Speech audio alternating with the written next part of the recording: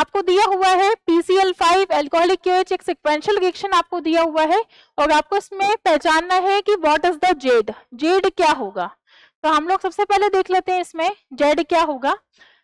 Z, suppose आपको कोई alcohol दिया हुआ है और इससे अल्कोहलिक क्यूएच, मतलब जेड से आपने रिएक्शन स्टार्ट किया और वापस से आप जेड पे ही आके रुक गए हो, ये हमें स्टूडेंट को समझाना है। और स्टूडेंट इस तरह के जो क्वेश्चंस होते हैं उसमें जरूर से जरूर सिली मिस्टेक करके आता है। तो सबसे पहले हमें इसमें देखना है कि जेड क्या है। जेड हम यहाँ पे देखते हैं कि कौन सा अल्कोहल होना चाहिए, ठीक है। यदि यहाँ पे आपको 1 डिग्री अल्कोहल दिया हुआ है तो 1 डिग्री अल्कोहल से यदि हम लोग इसकी रिएक्शन करवाएंगे तो इसमें क्या बनेगा, PCl5 के साथ CH3 CH2 CH2 Cl। फिर आप अल्कोहलिक KOH के साथ रिएक्शन करवाओगे तो अल्कोहलिक KOH के साथ अगेन क्या बनेगा, CH3 CH double bond CH2, ये बन गया। फिर आप डाइल्यूट H2SO4 के साथ रिएक्शन करवाओगे तो डाइल्यूट H2SO4 के साथ ये क्या होगा, मतलब यदि हम H2 को बॉइल कर दें तो वापस इसको डिहाइड्रेटेड हम लोग कर देते हैं तो यहाँ पे क्या बनेगा, CH3 CHOH और CH3, ये बन गया। तो यहाँ पे हमने इससे रिएक्शन स्टार्ट किया था लेकिन हमें मिला ये, तो ये तो हमारा पॉसिबल नहीं है, इसलिए ए जो ऑप्शन है वो एलिमिनेट हो जाता है। बी पे यदि हम लोग चलें तो बी के अकॉर्डिंग हम लोग देखते हैं, मान लो आपको ये दिया हुआ है CH3 CHOH और CH3, इसकी रिएक्शन हमने करवा दी PCl5 के साथ, रिएक्शन होगी SN2, मैकेनिज्म होगा इसका SN2, क्योंकि यहाँ से ये OH को तो क्या कर देता है सब्स्टिट्यूट और इसकी जगह कौन लग जाता है Cl, ठीक है। तो इसमें हम लोग क्या लगा देंगे Cl, CH Cl और CH3, बहुत सिंपल सी रिएक्शन है। इसके बाद हम लोग इसकी रिएक्शन करवाते हैं अल्कोहलिक KOH के साथ, तो अल्कोहलिक KOH के साथ आप रिएक्शन करवाओगे हीटिंग कंडीशन में, वो सेल्फ अंडरस्टूड है कि अल्कोहलिक KOH के साथ जब रिएक्शन करवाते हैं तो डीहाइड्रोहेलोजिनेशन होता है, डीहाइड्रोहेलोजिनेशन होता है और डीहाइड्रोहेलोजिनेशन के केस में रिएक्शन होती है एलिमिनेशन, एलिमिनेशन, ठीक है।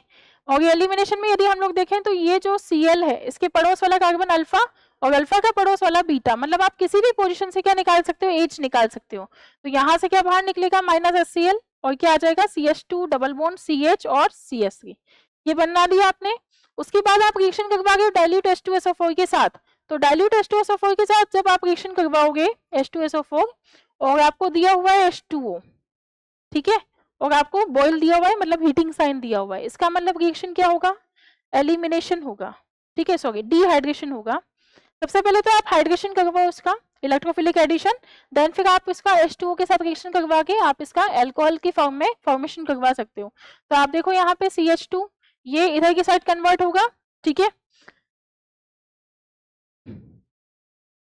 क्योंकि यहाँ पे मोस्ट स्टेबल कार्बोकेटाइन हमें बनाना है, इस जितनी ज्यादा स्टेबिलिटी होगी कार्बोकेटाइन की उतना ज्यादा यहाँ पे अल्कोहल का फॉर्मेशन भी, प्रोडक्ट का जो फॉर्मेशन है वो भी उतना ही ज्यादा होगा।